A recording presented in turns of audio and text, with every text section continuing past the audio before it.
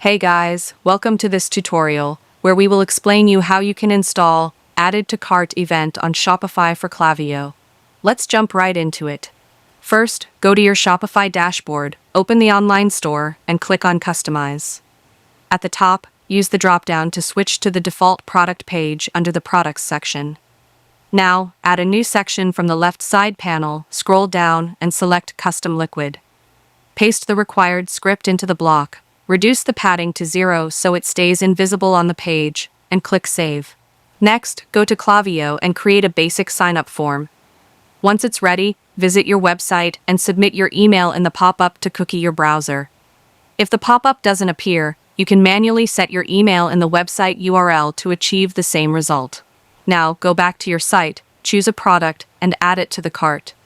Then return to Klaviyo, go to the Audience tab, and open the profile linked to the email you used. There, you should see the Added to Cart and Active on-Site metrics showing up. Finally, go to Analytics, click on Metrics, and confirm that both events, Added to Cart and Active on-Site, have been tracked successfully. That means your setup is now complete.